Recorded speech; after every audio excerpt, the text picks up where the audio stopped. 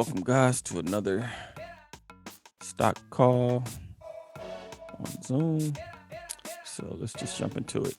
So let's look at the market here. Let's look at the Dow. So Dow Jones, you can see here from, looks like we hit a high back in August 16th. And from there, we've just been going down. And then particularly this past week. So last week, looks like this is Monday of this week. So Friday of last week, it's kind of sideways for the week prior. But then Monday was a huge down day. Tuesday, a bit of a continuation and tried to bounce Thursday and Friday on the Dow. Let's look at the Nasdaq. Go to the Qs. It's pretty much the same. Had a big gap down from Friday to Monday. Monday was down huge. And we're going to come back to that because there's some more to talk about on that one. Let's look at the Russell. So again, Dow is the industrials, Nasdaq is tech related. And then you got small cap, which are smaller companies, is the Russell. So the Russell, they actually was doing well beginning of September, but they've been in this downtrend. And this Monday move was down big, but it had a nice rebound off of the Monday move. So Tuesday, Wednesday, Thursday was good and sort of a pullback yesterday. And then let's look at the S&P. Pretty similar. And matter of fact, I'll show what I was going to say earlier on this S&P chart. So we broke down here. This is last Friday. And then this Monday move was down big. And then we recovered from Monday and back up. So you'd have seen a big drop probably in your portfolios Monday, but they should have recovered some. All right, let's look at. So let me expand this a little bit. So I'm going to talk about this S&P move here.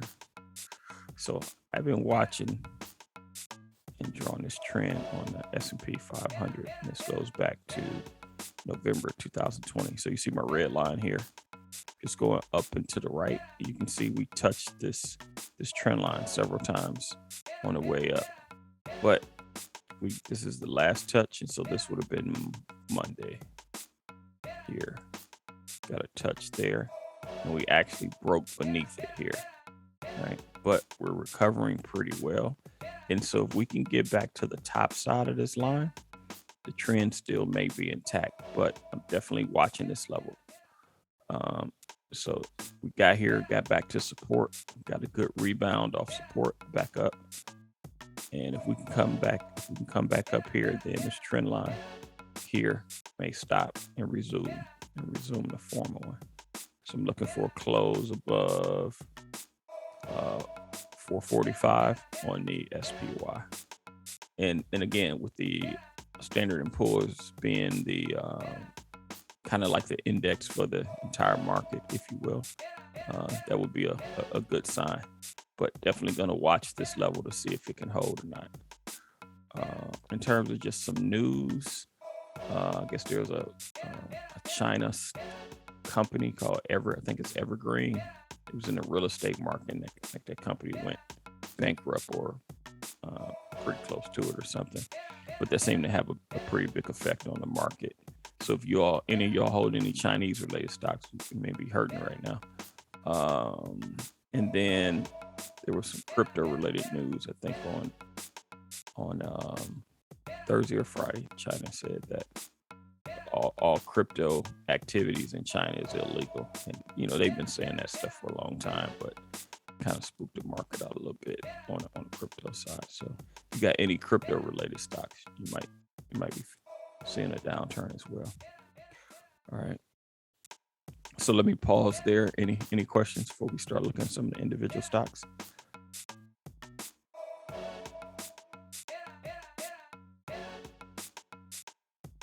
Okay, I take that as a no. We'll keep going there. Hey, Mike. Yes, sir. Hey, your voice is kind of low on my end. Is anybody else experiencing that same thing? Let me turn it up some. Let me see if this is better. Let me know if that's better. Yeah. That's better. Okay. Yeah. I appreciate it. Yes, sir. All right. Yeah. So let's see. Any other comments before we look at some of the individual stocks? Okay. Why does China say cryptocurrency is illegal there? Like, Yeah, do they have like an actual reason, or? I think it's around control. China has been trying to control capital in the country for a long time, and so several years ago they had these capital measures in place where they were monitoring how much money they allow you to move offshore. And so what a lot of the rich Chinese people were doing, they were buying a bunch of real estate in the US. And so they was taking that money offshore. And I think the government authorities got wind of it, and so they wanted to be able to control the wealth and how people move their money. So I think crypto is just an extension of that. So they've been playing these games for a while. So Okay, but yes. that makes sense. But people in China still play crypto. It's just they're doing it illegally, technically, I guess. Yeah. They'll be doing it because I mean, it's hard to. I don't think you can turn crypto off. I mean, you can go Right. after some of the exchanges, but that still doesn't stop people from having wallets and stuff, or even just trading in an open market. Just say, hey, we're gonna show up at this place, and we're gonna just start trading crypto if you got internet connection and a wallet on your phone. So Okay, that makes sense. I was trying to make sure because I was like, I know they're all about control, but why are they trying to control crypto? But okay, that makes sense. yes, sir. All right. Let's look at Apple here. So you see, Apple had a nice run. If you all don't know, Apple came out with some new phones recently, iPhone 13, and so they had that announcement I think last week. So you can see here, Apple peaking on September 8th, and it's been kind of coming down since. And then they also got that big pullback on this following Monday when the market got spooked out. So you can see here down at this prior support area, and so this 145. So I like, if Apple get back to this 137, that may be definitely a good buy area, but I'm not sure if it's going to go, because if this continued momentum for the overall market continues to go up, Apple is probably going to trend up with it. Here's a stock called Autodesk. A lot of people may not be that familiar with it, but it's a pretty good company. They're a CAD software company. So CAD is computer aided design. So now where you can draw models and stuff of all different types of things: construction, automobiles, architecture, characters for animation, and all kinds of stuff in Autodesk. And so this company has, you can see they were at a peak here at 340. Now they're coming back down. They bounced here at this 279 area, and so they get a decent bounce up 20 there. Let's see what else. Let's look at Boeing. Let's see what this Boeing was doing. So Boeing got down all over. I missed this one. I wasn't checking. So Boeing got down all the way to this 207. So this is pretty interesting because you can look here and see how many times Boeing has touched this 207 mark in times past. So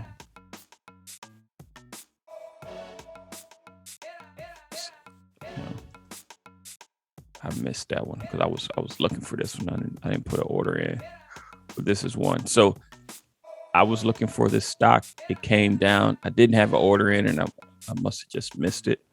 But again, I'm playing this triple bottom right here, and shucks. So that's 07. So I missed about 14 points on that one. But that's the importance of kind of using these charts and being aware of these lines. But as you can see, you got to kind of keep up with some of this stuff because things that happen and they'll hit certain levels that you're looking for. But if you're not on it or have an order in, you may miss the trade like I did on this one. So FYI, let's see what else. Let's look at Coinbase. We talked about crypto. So you can see here. Didn't mean that. So you can see here. It's the China news.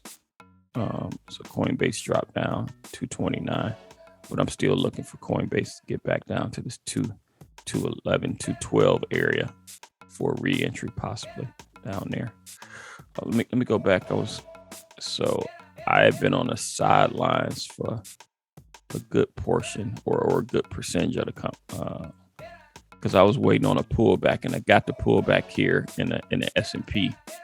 But it was like I say, it had a pretty big bounce there. I'm still not fully back in the market. I really want to wait until we get into sometime in October, because I don't know what the rest of September is going to do, and so I think we've got about a week left. So it's going to be interesting to see what happens there. Let's see what else.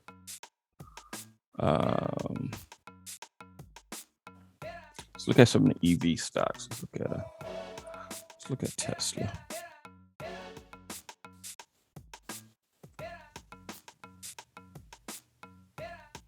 All right. So you can see that Monday pullback, but Tesla's been rocking. So got a low of 718 and up to 776. So it's about a 10% move in a week. That's pretty crazy move. Yeah. Not quite 10, so 7% move. That's pretty good. And it's trend. So if you look here, this trend still intact. So we just extend that. So it came down, touched the trend line, and continued up. All right, so let's go to our positions here. What we got on? All right, Dre, I know you're in that FUBO. Let's take a look at that FUBO.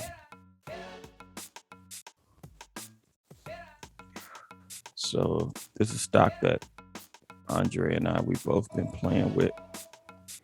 I got an order in for 25. It got real close. Got down to 2506, 2503, and it didn't quite fill. So but I still got that order in. I'm looking for this bounce. Hopefully we'll get it this week on an entry. But you can see here, we got areas, so if you come down here to this 2490, we got 1, 2, 3, 4 bounces.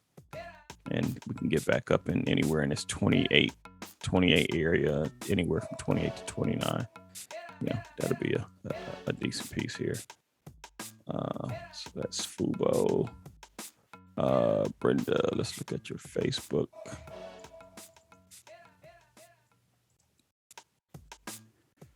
All right. You want to talk to me about this chart, Brad? Oh, he had a little bit of an issue this week, but now I'm just watching him to see if he's gonna recover back up past that line where he is right now. Yeah, and so if you think about the Qs, right, and you say, hey, just extend that. So if we go back here, and this is where we can see if there's a correlation, right? So that was the Facebook chart. This is the Qs chart. So Qs is just the ETF for the Nasdaq. So tech related. So when you say the tech related overall market, and then you look at a specific stock that's heavily correlated to that, you can see these charts. Even though it's a little bit wider range, it still is pretty much similar, right? So a lot of times, again, you can't beat whatever the overall market is doing is going to have an effect on what your stock is doing as it's correlated to the broader market. So yes, I'm trying to watch to see how it plays in that band there. I mean, I've had it for a while. Okay. So I'm just gonna see how it plays in that band, or take profits once it gets a little bit higher up into that band. Okay. So if you look at that area. Yeah, but I wanted to play in that next area. Yeah. Right. So you want to get a rebound back up in here. Yep. Okay. Gotcha.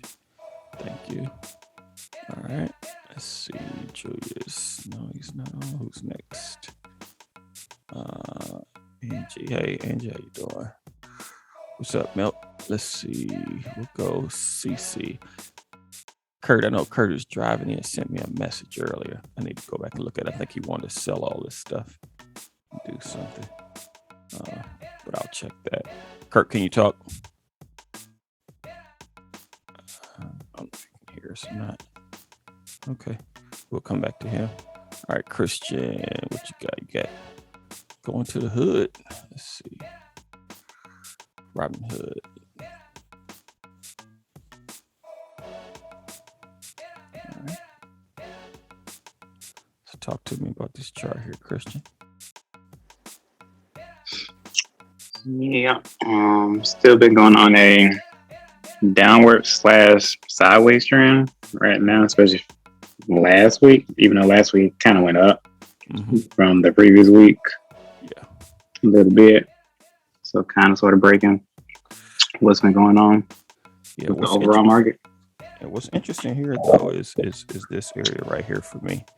So look at this. You got 1, 2, 3, 4. So you got 4 touches right around here. And I guess if you extend it, you make it even say 5, right? So you got a good area here that this is building a base. When you kind of see this, you want to take note because it's showing that all your sellers, they didn't want to sell anymore up below this $39, $40 level. So seems like this is a good area for now comparative. So, and what you can do is you can look at, have I seen sideways actions to this degree before to the left of the chart? And you haven't, because we've been in this downtrend since August. But you can see that, it looks like they don't want to take this thing lower than 40. So, just keep an eye on that. But yeah, you're right. You gotta kind of came through. So you can really say that this downtrend is over, because if I draw another trend line starting here, it got below the trend line, but it broke back up on this green bar. So if you take that one and just extend it out using this little bitty bar here in the middle, I'm gonna use the bottom of that one and just extend that out. So you can see that we're kind of in an uptrend and it's still obeying that. And so as long as it's, and you have some discretion on these trend lines, I can either take the bottom of this bar here, or I can take that one and make it a little bit steeper, just depending on what your preference is. I'll take more of a conservative approach and draw that one. So as long as you stay above that, the trend is intact. So, but it's going to be interesting to see what happens. I think you're going to have some, because one of the things here is you want to look to the left to see if you're going to be able to clear some of this congestion right here. So you got to hide there, got to hide there, got to hide there. So probably in this area, if it can get back up here, and it'd be interesting to see if Robinhood can clear this 49.50 area to 51. If it gets back up there, then you might be off to the races. So, but cool, good on that one, Christian. Let's see, Milton's PLTR. Let's look at that one. Talk to me about this chart here, Milt.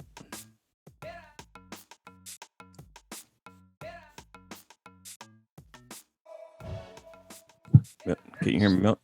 Okay, yes. Yes, sir. How you doing? Pretty good. How are you this morning? I'm doing well, thank you. Well, I'm still in no man land. I only have half a position on this because of the market in general. I don't feel comfortable doing a full position. So I just have my investment position, which is I won't be selling that part of it, but I'm really not doing any active trading. I am going to next week put it in a sort of like a stringle, where I'm going to have the high up here at 30 and the low down at probably around 26. Okay. And basically that's because I don't have a lot of confidence right now. Just in the overall market? Or yes, in the overall market. Okay. Mm-hmm. Okay, gotcha. So you're looking to play this box from 26 to say almost 30? Yes, and that's really very loose. Okay. And I'm not willing to accept anything. Like I won't accept assignment. I'll just roll my options. Okay. Good. Yeah. So so you're looking for it to be decisive, either below the 26 or above the 30, and here it's just kind of blah for you. I think if it goes back to 24, I probably put like I said, I have half in. Mm-hmm. I put another quarter down here. Okay. And depending if the market's still like it is, I may even sell some up here around 30. Okay. Yeah, so I can see here that, it looks like it hit this 29 area a couple times, then a pullback. So like this Monday, from that last Friday to Monday, had a decent drop. So you hit 29 and got back low. It's 26. So that's about $3. So that's about 10% move down, a little bit more, but a nice rebound. So it's going to be interesting to see what this week is going to look like, going into the end of the close of the quarter. What's the 30th? So the date is 25th. Yeah. So we'll close the calendar quarter for the year, September 30th. So I guess that's what maybe Thursday, Wednesday, Thursday, whatever that date is. Okay. Good. Thanks, Bill. Let's see. Curtis, that one. Who else we got on? Angie, what was your stock, Angie? Let me see. Angie had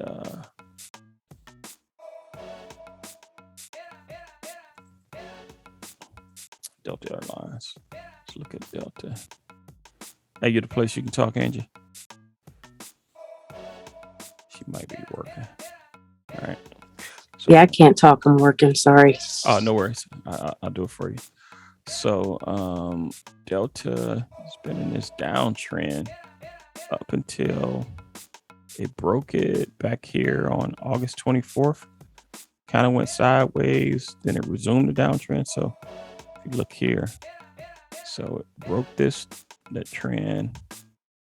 Did it draw for me? Come on. All right. Broke that trend up right there, but then it couldn't sustain it. And then it came back down here, kind of got back to that same area. And then now you gotta kind of broke the uptrend and it's going back up. So it's kind of in this box here. It's really just trying to figure out what it want to do. But it actually cleared that in the last few days. And so, so allow your eyes to fall down here and pay attention to this piece here down at the bottom where my cursor is here.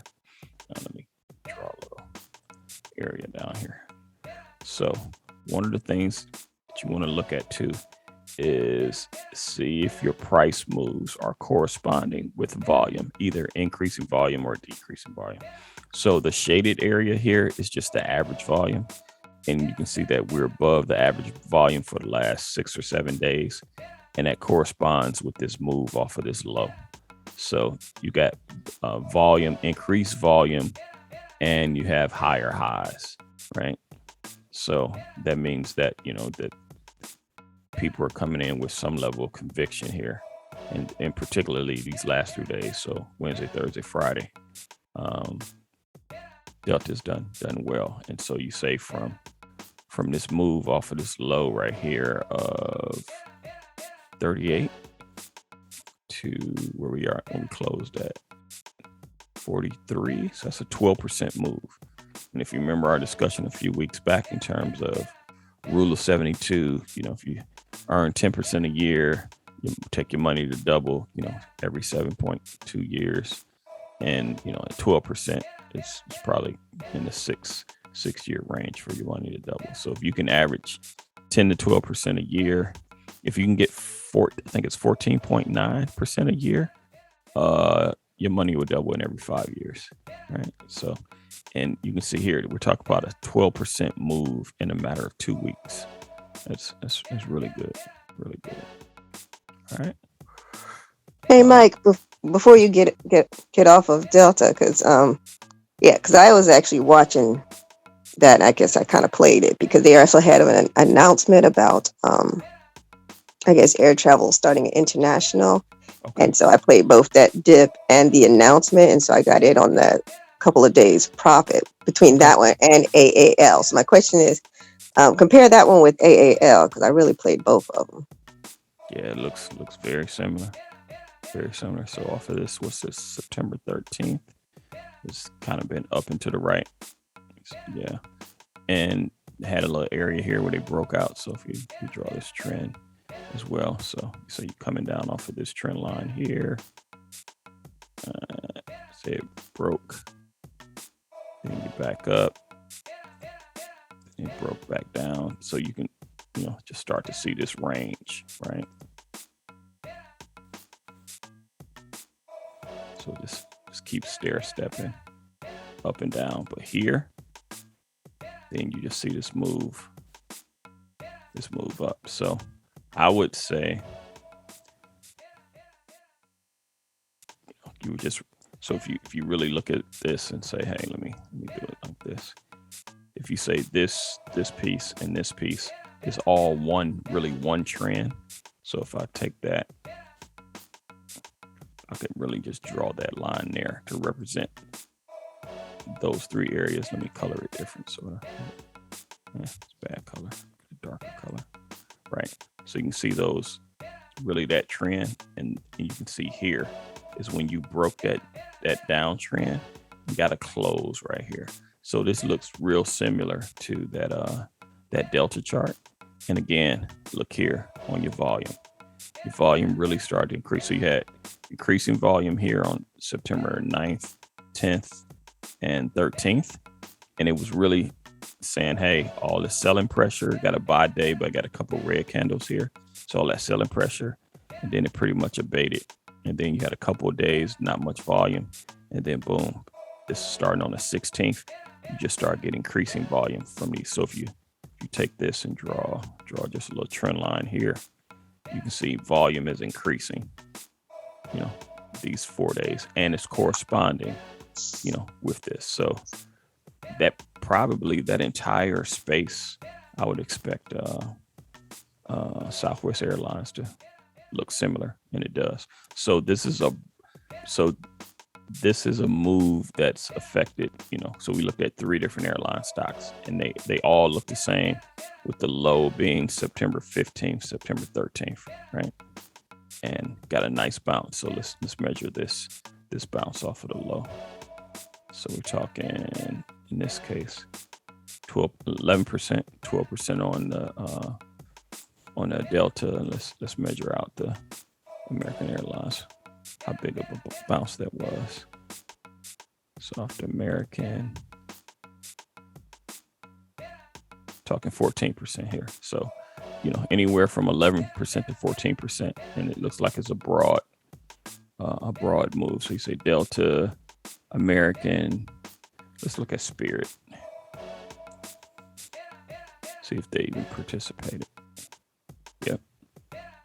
So they got their low back in August, but even them going sideways, if you go back to the September 20th.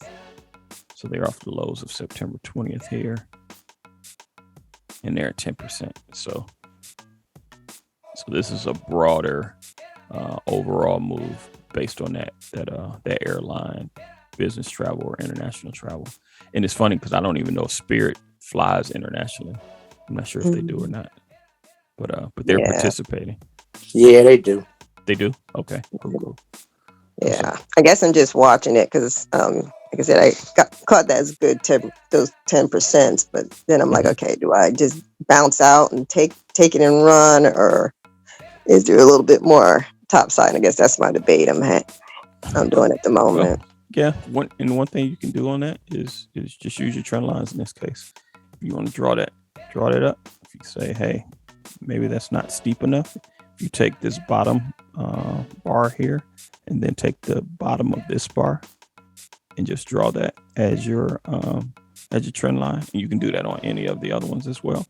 You can say, hey, as long as it's above here, I'll give it from 26 to 20, I guess probably in this area as it goes over to the right. So you say you may give it $1.50, right? And if it gets back and it breaks below your trend line, you sell. But if it continues to ride this trend line on the top side, just keep holding it. You know, Right. Okay. you do that. Yeah. But you probably need to watch it every couple of days though, just in case if you get some extreme market reaction overall. But Right. But so far looks good. Looks good. All right, let's see. Kyle, let's go to your Neo.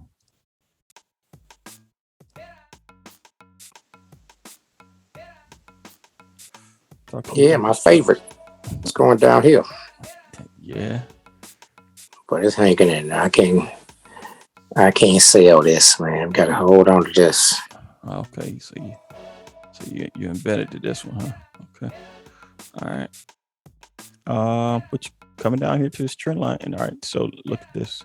So you can see here we had a quad bounce off About of to hit support. 35. Yeah, it's 35 area. So this is good support. Good support here. Now, the thing is, if this breaks below this 34, you probably give it some play to maybe 32. But if it breaks below this 31 area, 32 area, I don't know, that 29 might be in play. So Keep an eye on it. yeah, volume is kind of That's some more. sideways. Yeah. So I think you're a long-term holder of this one, right? So Yes, sir. let's look at this Lucid. So Lucid is another EV company. So they've done well. I think they actually released a vehicle, I believe. So they hit these lows right here in September. And they're up. So it might be another one. So let's just draw this chart real quick. So let's take this low here. Sorry. Hit the wrong button. Take that low here. That one. I'll split the difference right in here. Take tops. We'll split those. We'll say right there. Top here. Got a top there. And we'll split those in 3. Okay. And you got a bottom here. We'll take those 3 as well. All right. So that'll give us some support areas. So if you say, hey, right here is good at this 24. So 24 to 27, where we are in this range. If it comes back this 21, it seems like that's some decent level support. Maybe could even move this line up a little bit. So if I was to take that one and say, you know what, I would want to capture this area, and this area here. So I'll readjust that up to that 22. Let me make this a little bit bigger for you all. Sorry. So yeah, so maybe another stock to look at. Let me see if is it Ravian. I think it's another EV company that came out with a truck. I don't know if it's Raven Industries. Yeah. Nah, I don't know. It's I have to look that one up because I don't remember what the ticker is, or even if they're public. But I think they actually got a electric truck that they put out, and it's not a totally electric play, but before it did come out with their F-150 electric. So interesting on that. All right, let's see who else we have. Did I get through everybody? Looked like I did. All right. So then, Mike, Yes, ma'am. similar, well, kind of parallel to EV. Any of you guys have any thoughts on hydrogen power, like plug? I remember Plug for long ago, but I haven't played this stock in a long time. So no, I don't have an opinion. Anybody else?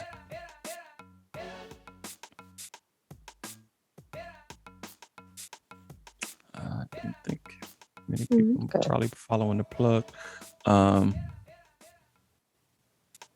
So yeah, let's see here. So you got a low here at 24, then here at 23 and 23. So I'll definitely draw support area here. So this is interesting. That area, and you can see that it even goes back to there. So you got good support here at this 23.63. I don't know.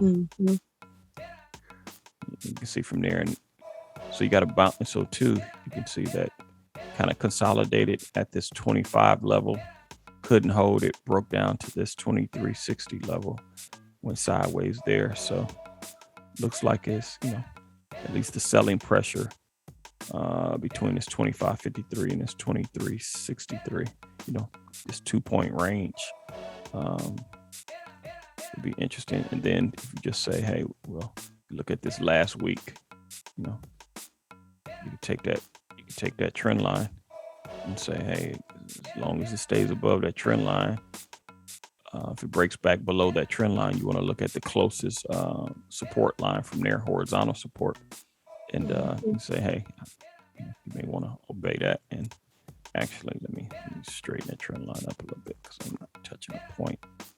So if you really want to be technical on it, so you take that one, and I'll say take this bottom of this green bar here. So as long as it stays up and to the right, it might be decent.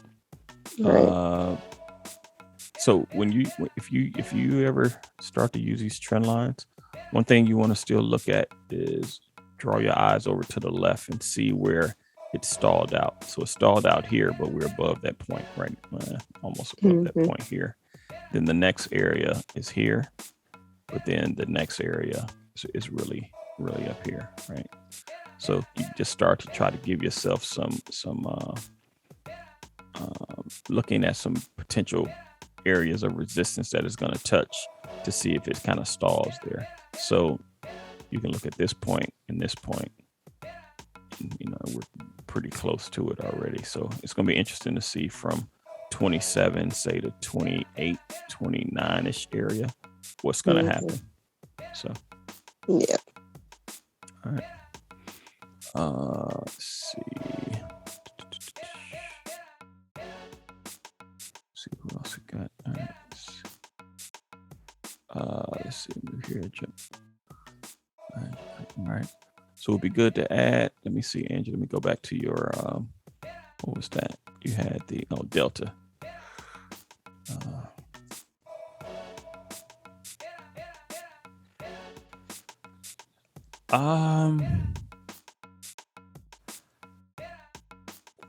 I don't know if I'll add here, Angie. I would be looking to. So what I would to answer that, I would look for a close above this 44.07 before I start to add to it, because I don't know if this momentum here is gonna sustain, and only if you can get a close above this 44.07 and it continues to hold that price line there. If it doesn't, if it starts to get back here, I probably would be a seller. So if I were, let's do this. Let me show you something. So I'm gonna make this a little bit bigger, move this up, and I'm gonna make this trend line even tighter. So because it's a pretty so one of the things when you're drawing your trend lines, if you see your trend lines and you see that slope or how steep that is not sustainable. I mean, normally it's not sustainable. Now you may have some exceptions where it just goes crazy, right? But this is typically not sustainable. Then also, given what I'm saying, let's look at the last time we had kind of an extreme run like there. So you just go back here, take this take this area here. And you can see where you had this extreme run, right? So it ran pretty good from, what's this, 37 to 49. And then it just started to bounce. So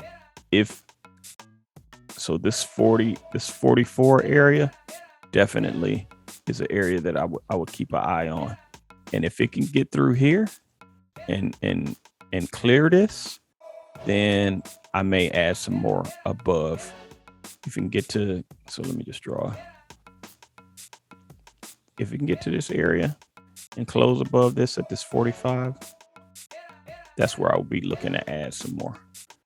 But if it can't, I'll be looking to take profits, because you don't want to. So that, and this is the thing. So now let me qualify. Angie, I don't know if you're long term or if you're trading this. If you're trading this, I'll be looking to take profits anywhere from this 43 to, say, this 44.70. If it can go sideways and close above this 45, then I'll continue to hold. But I wouldn't want to give up. And this is the thing. You don't want to give up 12% by trying to chase an additional 3%. You got 12 in hand right now. And, are we trying to be greedy to get more out of this? Now, if you're trading this, so this is really more for if you're trading it. Now, if you're long-term holding, you just continue to buy and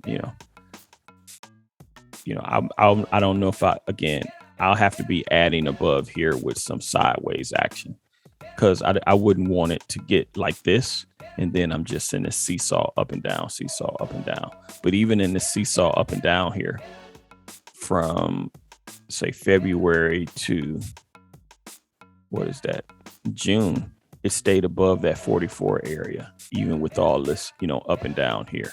So if I would want it to get here and stay above this 45-ish area, no matter what it did above that.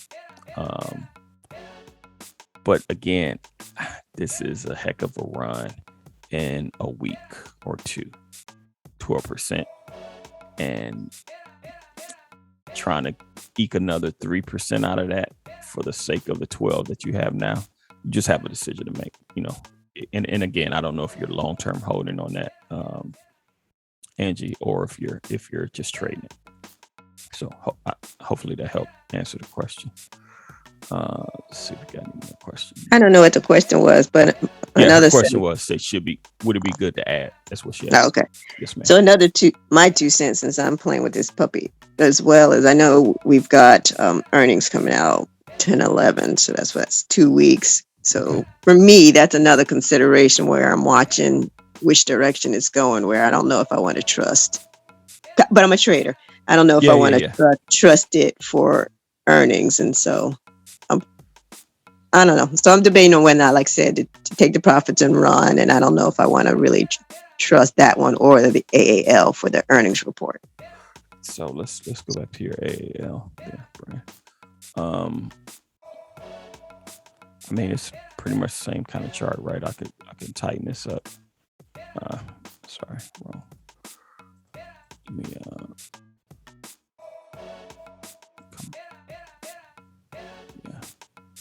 So I could take that and steep, that's a pretty steep trend line, right? To me, it's very similar. Do you want to, Yeah, I'm gonna give them maybe a day or so.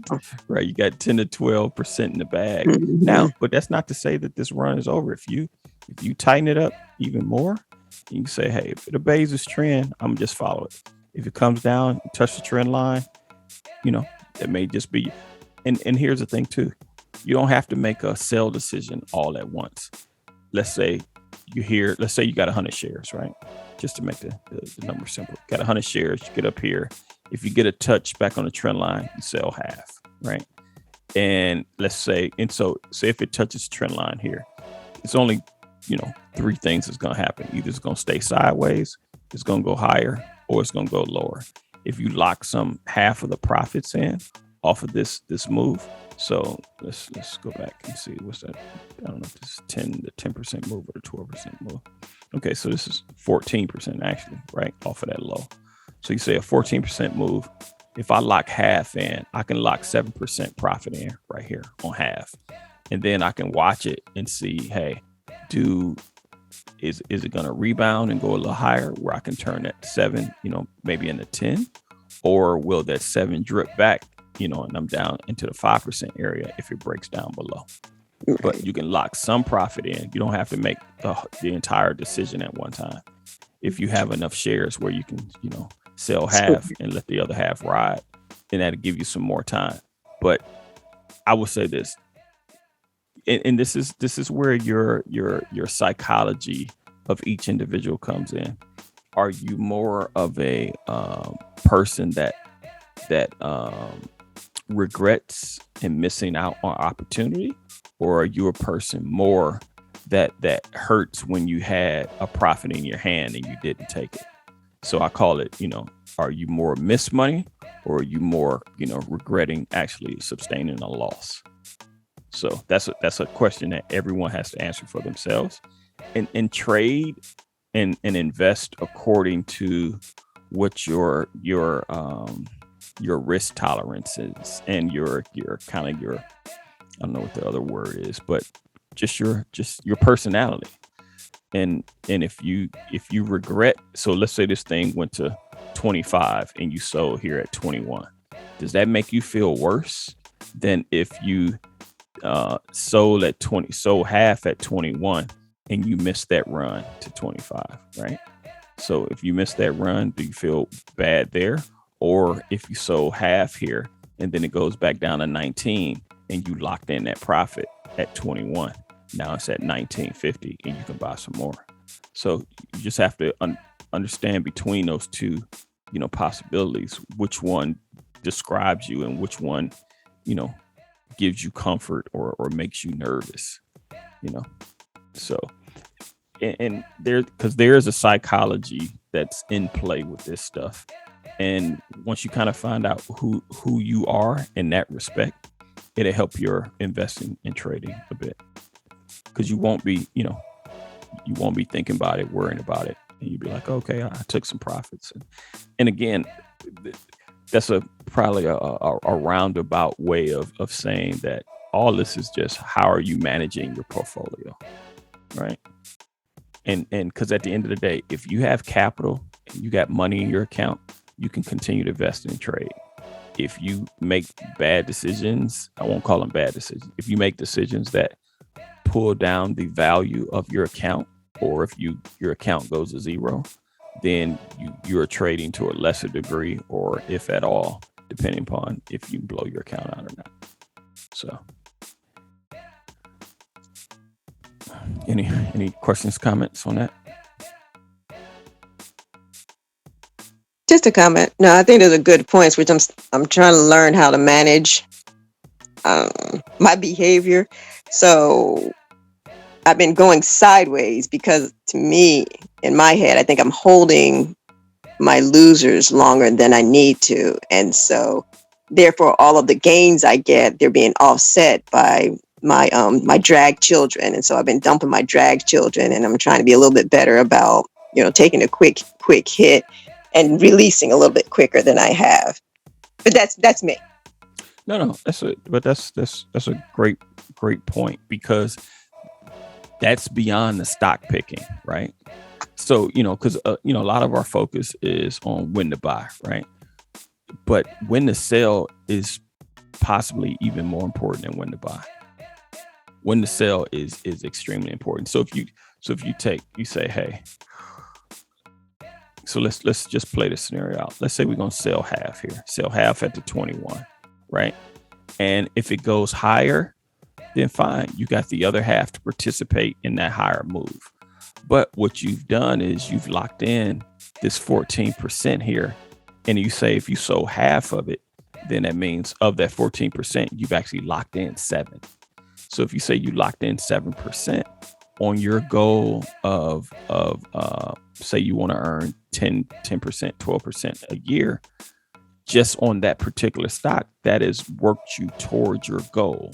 Whereas if, like you say, you call them drag children, if you here looking for this move up and you don't sell and it's drip back down to, this 18 level, now you didn't move yourself closer to your yearly goal of whatever your percentage is. So taking profits is never a bad thing. Because at the end of the day, you want your account to grow. That's why we're doing this. And if you so let's say if you had, again, you're trying to make the 10% a year, but let's say you consistently make 6 to 7, 8% a year over year, you're going to get the benefit of compound interest, right? So if you just stay positive in your account, that's huge, because there some accounts and over the years that you have some negative years, that sets you back, that you got to make that time up, and that's the thing. Time, as well as the price appreciation of these things, you want working in your favor. And the way that you can aid that is by taking profits. So, selling, when you see something, and this is just you're not going to be perfect with it. So don't worry about perfection. Just try to get better at whatever. So if you say, hey, I need to take profits quicker and limit my losses, particularly for if you're trading, then do that and come up with the strategy. So what I try to do is, so if I buy something, let's say if I entered here at say I used my support and I got in, didn't get all the way back down, but let's say I got in on this at 1889. Let's say I bought 100 shares, right? If it gets back up here and I say, just what I've been telling y'all, I'll sell 50 shares here, right? Sell 50 shares, and then I'm gonna let the rest ride. And because I split this up in two, I don't have to be absolutely right at this point for my entire position. So you can do, and you can work out different ways. You say, okay, hey, maybe I sell a third and let the other 2/3 ride. Or what I'll do here, if I set I say, you know what, I want to sell in this area, but I want to give it a little bit of room. So right now it's at 21.38. I may set a what is called a stop. I may set a stop at 21 and say, if this thing come back down and hit 21, sell out half. And then I may say, okay, now put another stop in at this 20.50. And so I'll have two targets here, one at 21 and one at 20.50. And from there, if the stock keeps going up, then I can move my stop prices up. But if it goes down, I know I'm gonna lock in whatever this percentage is. So just measure that. So if we go here, if I say from here to 20.50. So here I'll lock in 10% on half. And if I lock that other piece in at 20.21, I would lock in 12%. So you say 10%, 12%, that's 22 divided in half. So I'll lock in 11% worst case scenario. The only way that I couldn't get that, if I put those two orders in, if I had a gap down, meaning that the stock opened up one day and it was below one of those prices and I got filled at a worse price. But if that didn't happen, I'm guaranteeing 11% on that. And you know what? So let's say that happens. I get out at the 11, it goes down or it goes sideways and it goes back up. Then I can just say, I can just put my lines in here. So let's just draw those real quick. So if I say at that 21 area, so say I sold here, all right, on that first part, and it also triggered here on the second part. I can just use these two as new support and resistance areas. And if it goes down, it goes below this, then anything below, I'm just buying down here at lower prices, right? Or if it goes above, it goes sideways and it goes above, then I just need to make decisions about where I want to enter back in to the upside. But all of that having locked in 11% on this trade already. So now I'm playing with extra money because I've taken that profit. I'm sorry, and put it in my pocket. So that's managing the portfolio is definitely another factor. And a lot of you have been trading and investing in these things for a while, and you'll see where that stuff comes into play. So I'll give you, there's a stock I'm in right now, Chewy. So I jumped the gun on this one. I said what I was gonna do, but I violated it because I was trying to sit out, and I ended up buying here at 80. Right, and you can see Chewy is down at 69. So really, I have a decision that, myself, I can say, hey, I really need to go in here and set a stop loss. Probably say it 67.50, right? Because I like the stock, but I'm in at 80 right here. Right. So now I'm on a 14%, not quite 14. So I'm in at a 12% loss right now. Right. So either I like the stock. I think this is just momentary. I can either add to it, but I can add to this loser and be wrong only for the stock to go much lower and just magnify my loss. So what I need to do is just go in here and set my stop loss. And if it triggers me out here, then I just say, hey, I get stopped out, clear my head, figure out what else I want to do, give the stock some time to figure out this pattern.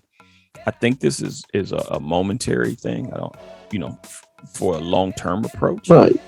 But in this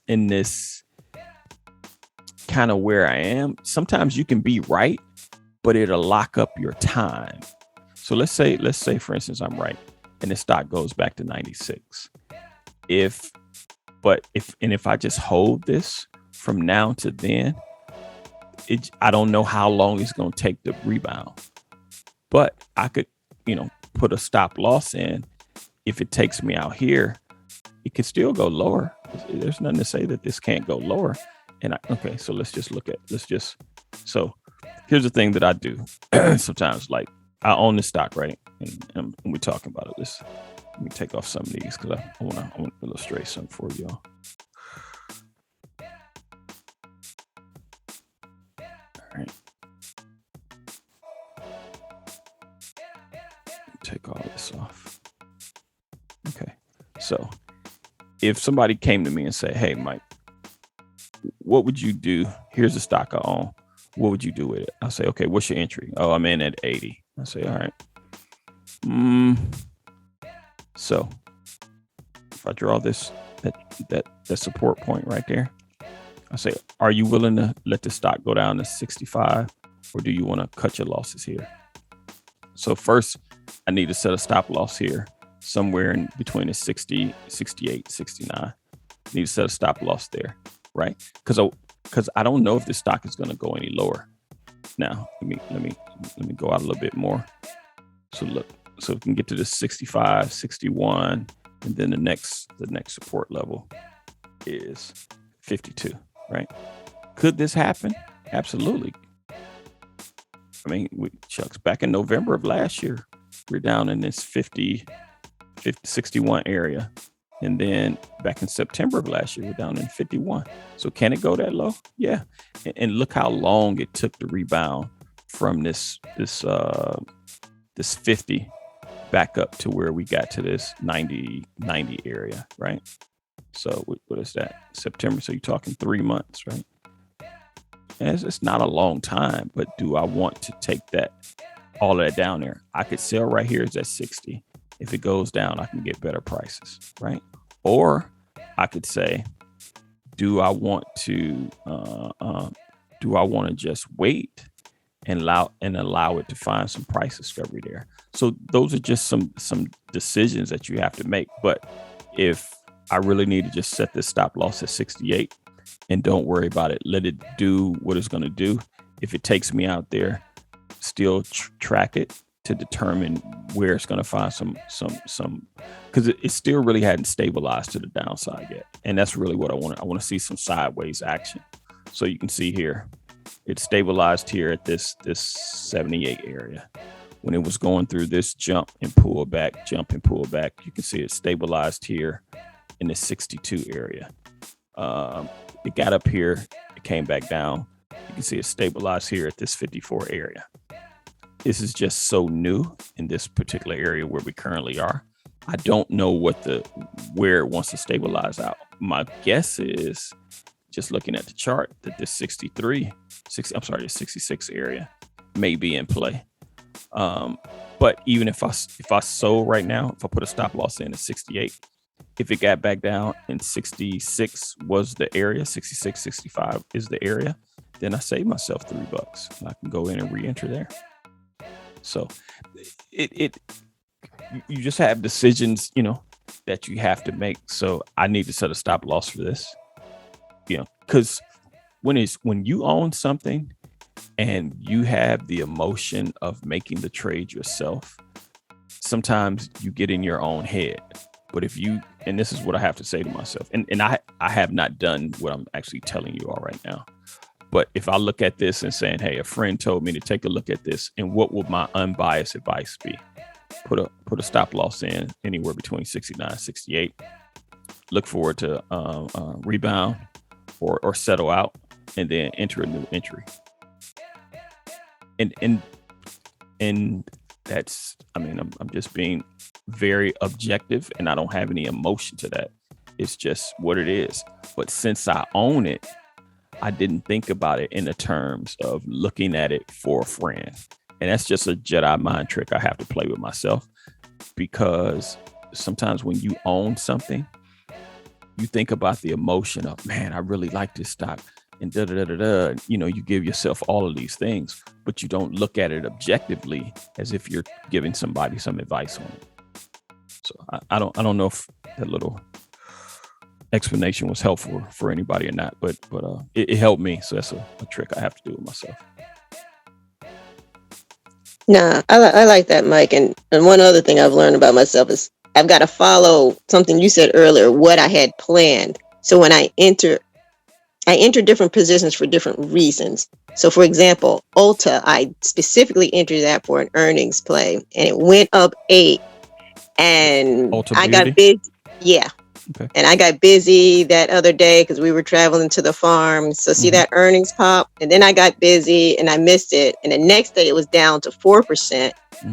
And I didn't follow my mind, which said I only bought it for that earnings pop, and I should have gotten out at that 4, but I didn't. And so then I ended up breaking even when I finally said, okay, I'm out. But I should have followed, like you said, my first plan for it and not have gotten distracted. But anyway, that was just my 2 cents there for Well, no. That's a great point. And I don't do this, but I do know people that do. And I'll ask Milton for his perspective on this.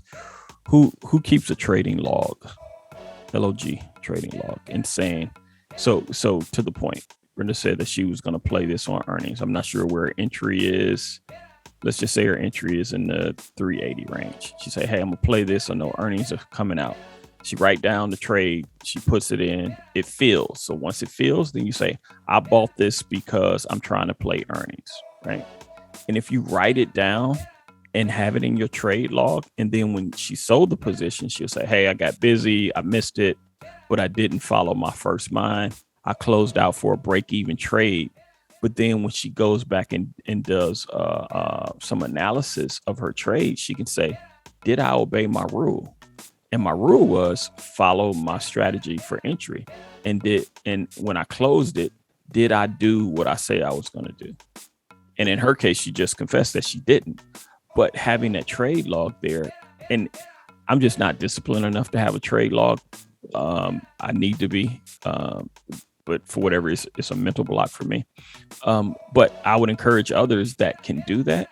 It will really help you stay on task. And just because you have the log, it's really about, and Brenda kind of mentioned it, it's about setting some rules and trying to be consistent in your rules. Now, your rules can change. So you can say, hey, I'm gonna buy a stock. I'm gonna always set a stop loss at, say, 8%, right? That could be one of your rules. And if that's your rule and you write it in your trade log, you say, I have my trading rules, and then you actually have your entries and your exits. What you can do is go back and then verify, am I obeying my rules of my trading plan? And if you aren't, then you have to ask yourself, why not? And then, we can use this group to say, okay, hey, what you have in your trading rule, go back through and look at your log or look at your trades. Have you been doing what you said you're going to do? And we have some accountability. It's like, well, why didn't you? So just like in my Chewy stock, I should have had a stop loss in. I didn't have one. Number one, I jumped the trade because I said I was going to wait because I didn't want to buy anything from, say, mid-August to the end of September. But when it got back down to 80, I thought it was a good entry. But you can see now that it wasn't. And so I violated my own rule. And so had I just been patient and did what I said I was going to do, then I wouldn't be, 14% down. So, come up with some rules and then start to track to see if your actual trades, are they obeying your rules? And when I'm saying trades, just your entries and your exits. And for long term, you can also do that. You can say, hey, I'm a buy at support. I'm gonna just buy at support, and if it get up to the resistance area, I'll just keep track of it. But I'm gonna buy consistently. Another thing for the long term holders, you can say, hey, I'm gonna invest a certain amount a month and buy whatever, and you can look in your log and see, okay, you say you were gonna buy $100 worth of stock per month, but when you go and look at your log may show that you only bought $25 in the last 3 months. So you might be behind. So just putting those rules and stuff in can be helpful for you. Any other questions? Let me see if anybody else joined that I missed. Let's see. Milton. Oh, we got Milt, Kyle, Christian. Yeah, okay. So we went through everybody. Any other questions? I have more like a statement, like actually both of these trades, both of them have really clear sell signs on them. And to believe me, I understand about getting busy. That has lost me more money than anything in the world. Okay. There's the intraday trade on. I'm at work, and I just forget it because I'm working hard. Next thing I know, I had a nice little trade. Is now an investment or a loss. Yes, sir. The other one is what y'all said about a log. You have to have logs, and you have to have rules, and you have to stick to them, even though they may make you look stupid later on. Go, why did I sell this? Because you had a reason, and the reason is you made it before you got in, so it's logical.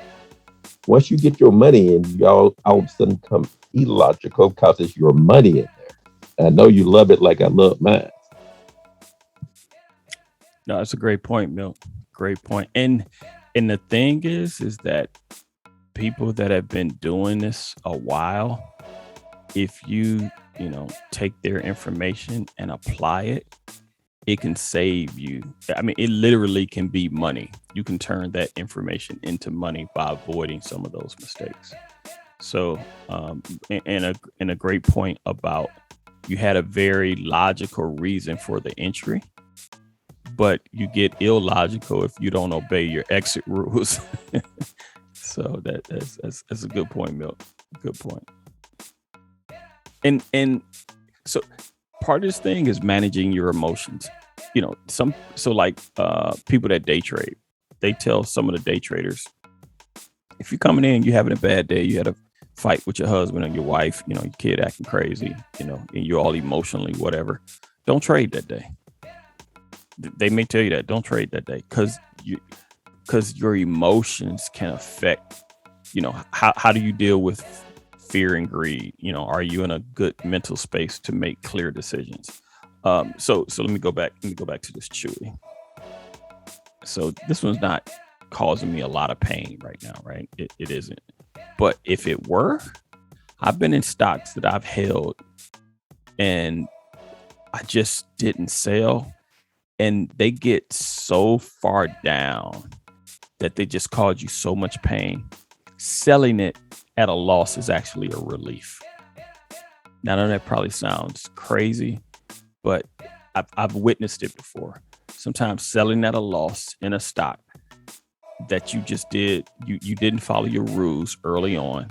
Now it's down, double digits or maybe even triple digits, and you finally sell it. Once you sell it and you just, deal with the reality that I didn't do something right, it frees you up then to allow your mind to look at new opportunities because you're not carrying this baggage with you mentally. So I don't know if anybody's ever experienced that or not before. And if so, can you comment? I actually have a recent trade like that. I won't tell you what it is because I feel like an idiot for doing it in the first place. Mm-hmm. The trade started with a misunderstanding with what my wife texted me. So I jumped into the trade, and then I texted her an idea. She said, "Why did you do that?" And it still is just selling right then for a very small loss. I decided to ride it, and I lost half the investment before I finally sold that sucker. And Wow. it's only recently that I have got back up to even. So I understand exactly everything you have just said there. I violated so many rules, and one is just understanding why I entered the trade. I entered it because of a comment, and that is just plain stupid to begin with. Mm-hmm. And then I stayed in there because I'm going, okay, let's see what it's going to do, which is not stupid number two. And then I just let it go down because it's going to bounce now. It's going to bounce now. And I finally sold it, and it felt so good. At a loss. That is a loss. He sold it at a loss. But listen to what he said, y'all. He said he sold it at a loss, but it felt so good. See, I'm willing to admit I held Baba for 25% loss, but that was one of my bad children. And it's like, and I know better. I know better, but that's okay. But that's the thing. And even these big money managers that you read about and they're controlling billions of dollars, they make bad trades too. It's just that they probably don't make the majority of their trades are probably not bad trades though. So will you have an instance where you buy something, you violate a rule, and you lose more money than what you should? Absolutely. And it's probably going to continue to happen. But if you're doing that and that only represents, say 10 to 15% of your trades, and if you're doing the right thing with the other, 85%, 90%, you're going to be fine. And so what it is, we want to get to the 80 and the 90% of trading properly. And, you're going to have situations where you just like, man, I blew that one. I knew better than that. And that's just going to happen. So we're not asking for perfection. We're just saying trend the right way. Do it, let your rule be, I follow my rules, and the exception be, I made a bad trade. It's just part of being human, right?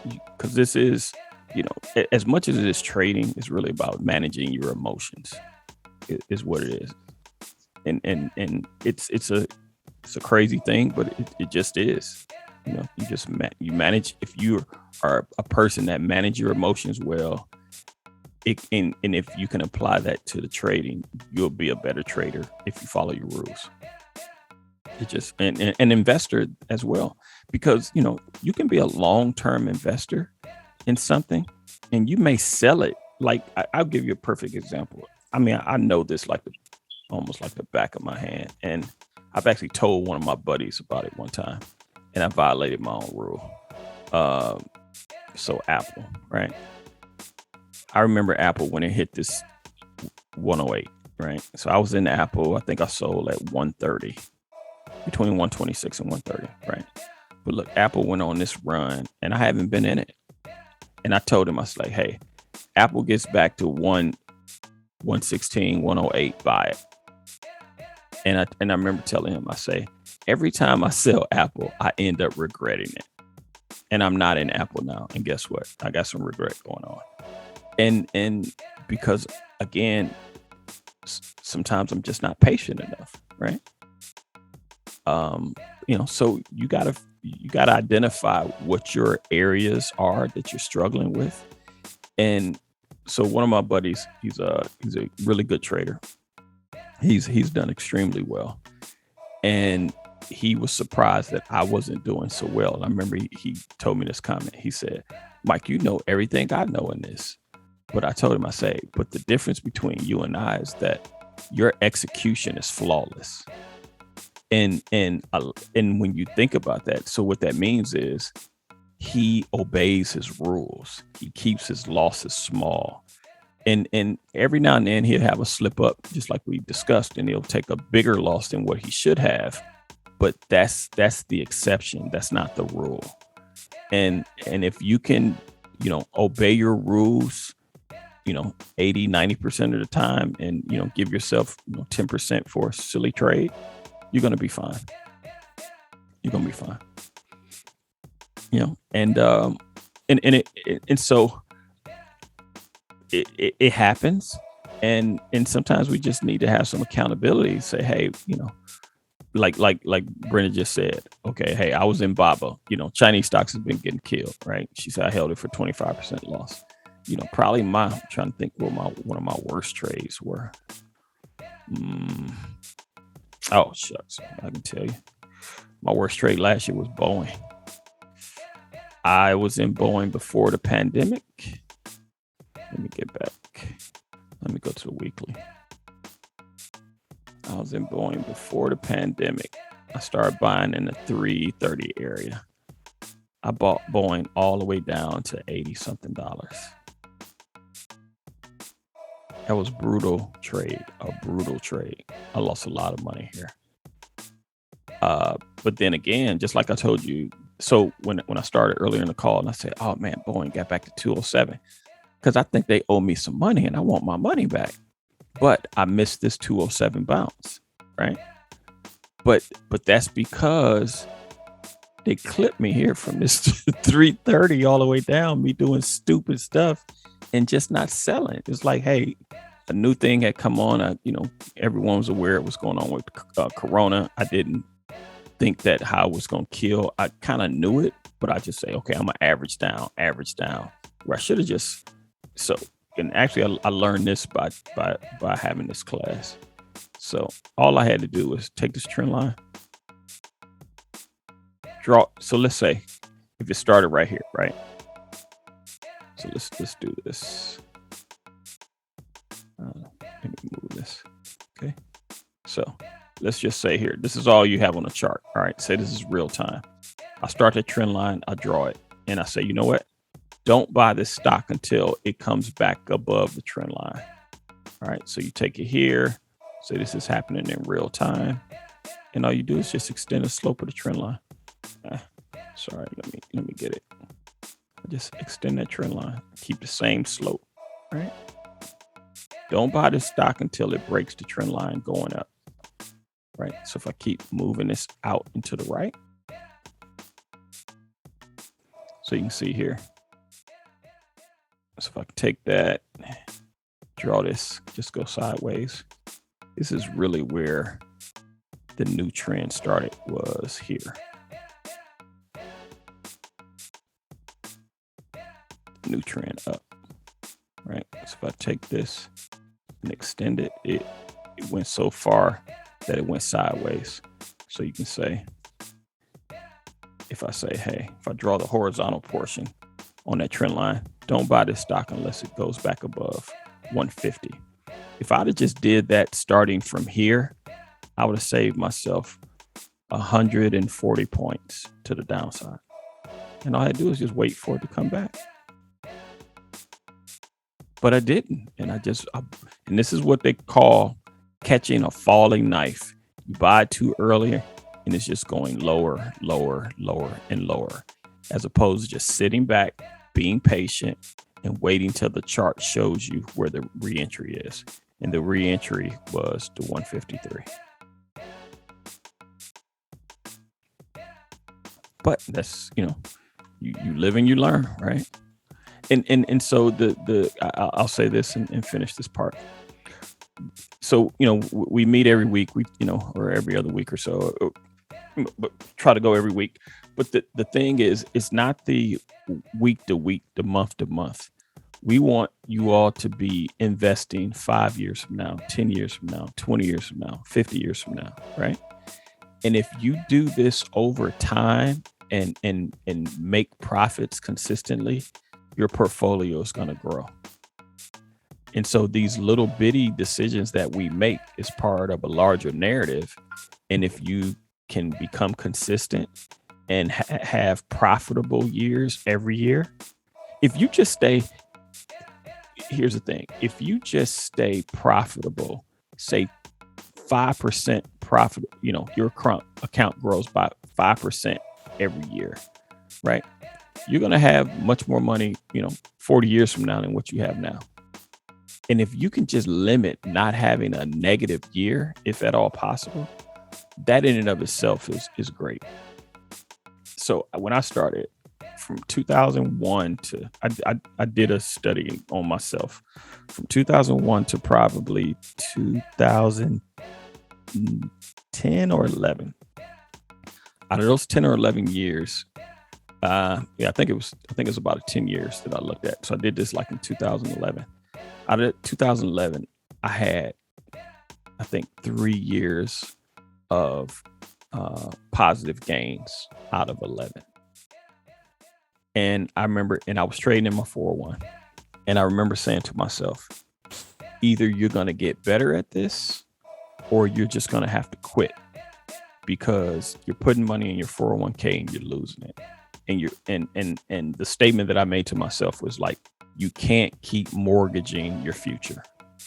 And I was putting money in. I was, I didn't have rules. I wasn't being disciplined enough, and I was losing money. And what that did, that set me back so far. And this is in my retirement account. And so I had to say, well, you know what? I had to look in the mirror and say, Mike, either you're going to be able to do this or you can't. So I said, I'm going to stop adding money to that account for the trading portion of it. And whatever's in there, either I'm going to grow it or I'm going to lose it. And whatever that ends up being is going to tell me, do I even need to continue to try to pursue this? And from that point, I started to get better, started to get more consistent. And the main thing was be more patient. I was picking. It wasn't the issue that I have the knowledge. And this goes back to what my buddy told me. I knew a lot, but knowing a lot and executing are not the same thing. So it was my execution that suffered, but it wasn't because I didn't know enough. And so as you put these and learn these techniques, you have to make sure that you're trading according to what your rules are, because it will really help you. Now, like I say, I don't have my rules written down per se, or don't have a trading log, but there's some things I kind of follow, consistently. And as a result, over time, I've gotten better. Now, one of the things too that works in my favor in that, and this is probably for everybody, we have to look at, so this is S&P, right? You got to look at where we've been from since 2000, and I'll go to a monthly on this, right? It's a monthly chart. So think about it. This is the financial crash, right? So 2008, 2009, financial crash, March, right? If you just held since 2009, you just, if you just bought anything in 2009 and just held it, then you would have made money. Now, the thing is, we've all gone through this Corona. You see here from the top of before the financial crisis hit and down. And so, but we've been in this massive bull run, if you take out the Corona issue and just basically act like this didn't even occur and remove that from the chart and just pick up like that's one continuous line. We've just been up and to the right. And so if you do the right things and you trade right and you be patient, your account is going to grow, because this is what the overall market is doing.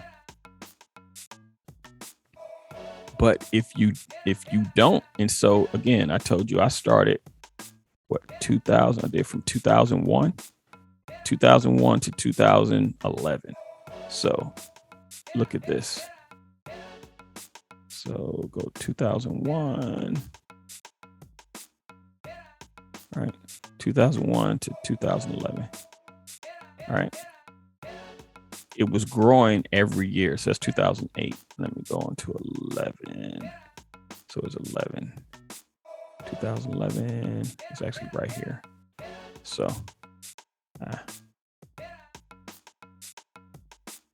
so from 2001 to 2008, there was, 7 straight years of good times. And then from 8 to 11, you had some bad years there, right? Overall. So that's so you're saying what, 7 to 3? So he's had 7 good years, 3 bad years. But like I just told you, my portfolio was just the opposite. I had 3 good years and 7 bad years. And when you think about that, in over a 10-year span, I was negative. And that'll kill your account. So, put your rules in place. Keep a log, and be patient, and trust kind of these things. And if you're struggling with execution, in these meetings, let's talk about it. Hey, this is what I did, and so, we just said that we all gonna make some bad trades. So just come here, put it on the carpet, say, hey, this is what I'm doing. What do you all think? Am I making a bad decision here? And nobody here is trying to hurt your feelings, but we all make mistakes, and sometimes we need other people to bounce this information off of in order to get better. So I can tell you, I know you can get better because I've been there. Lost a lot of money, and but you can recover. Any follow-ups to that?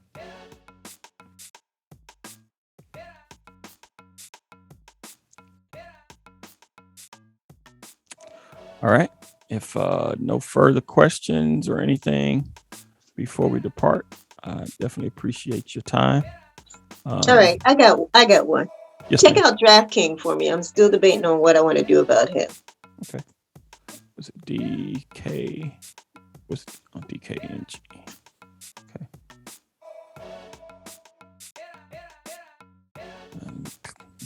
Kill all. All right. Let me just redraw this. So.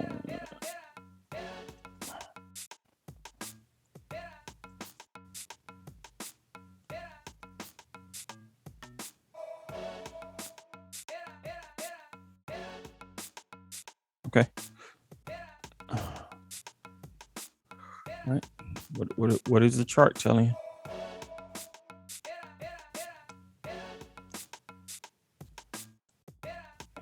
I'm thinking that I'm sorry. I was on a weekly. All right. Okay. All right. I'm thinking I'm at a support area, right? So this is another one where I think I actually, getting busy, was in early around that 43, but I missed my sell-off point there at 65. And so now it's like, okay, I'm hoping we're at another support area and we'll do a nice little bounce there, but I guess I'm just kind of watching that little puppy there. Right. So I don't make my continued mistakes and belly out back where I jumped in. You could say support, resistance, support. Now you're at support. So if I just make that one line, I could see that. So I mean, you make this your line in the sand. And so there's a thing called ATR.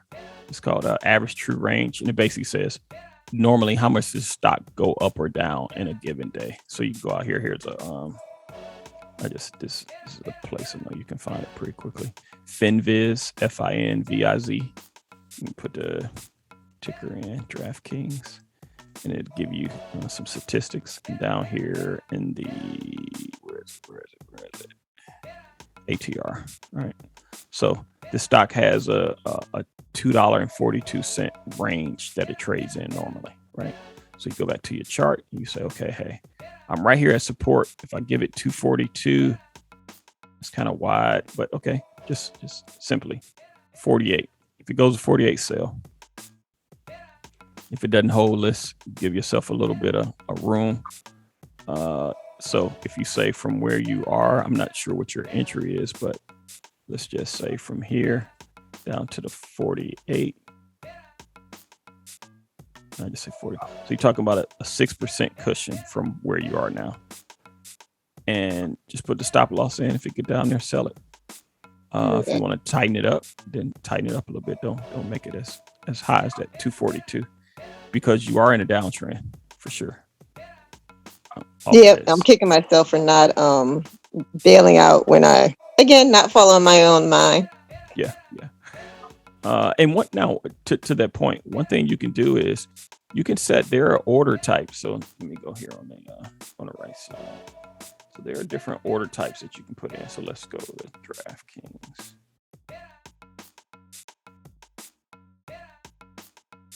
All right.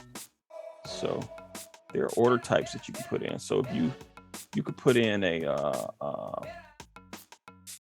trailing stop.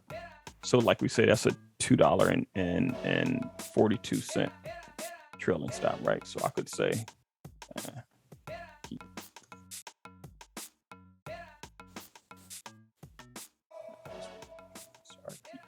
typing on the computer and so I'm actually on my phone.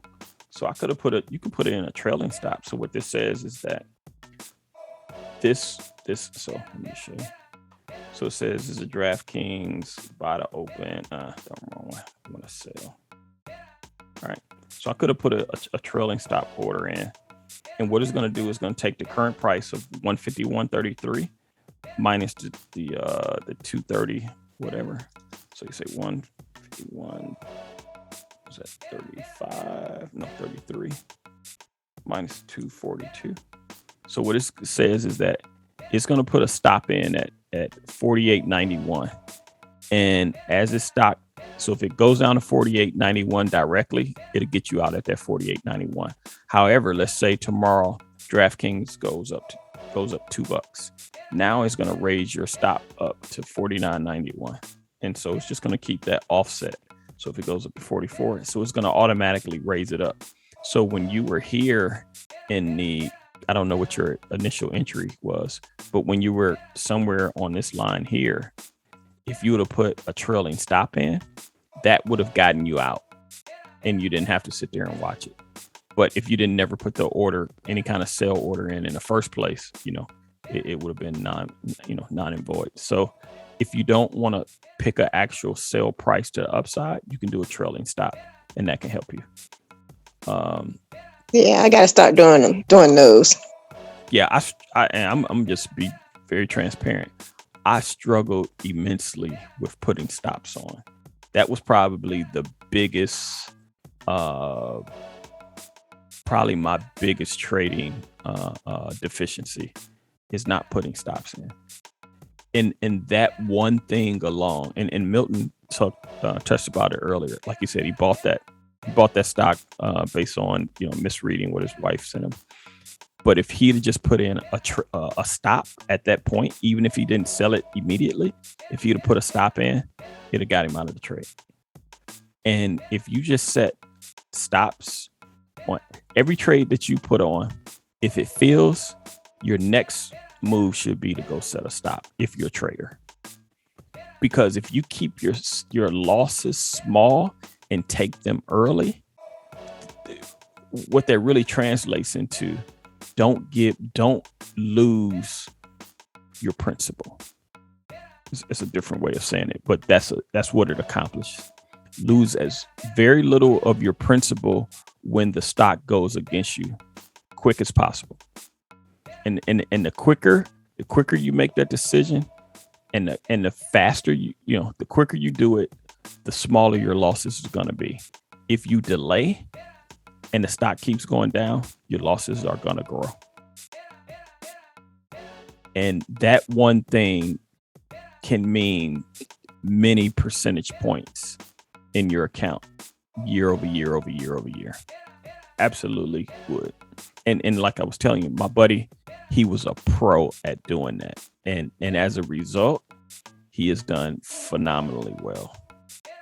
And I'm doing better, but as you can see in my Chewy, I haven't perfected it.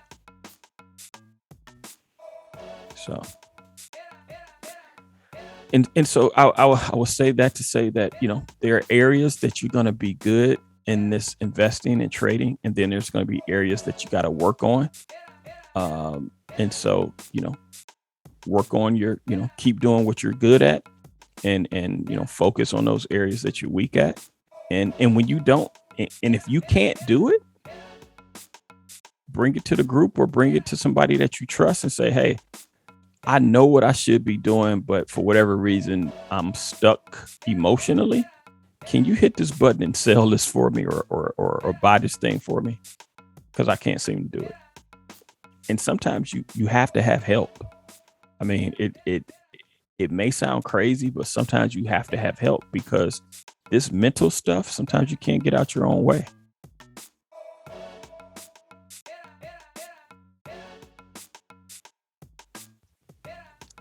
So again, as always, thank you all for your time. Hopefully some of this stuff that we got into is helpful, that you all can apply to your portfolios and get them to grow. So as always, thank you all, and we'll do it again.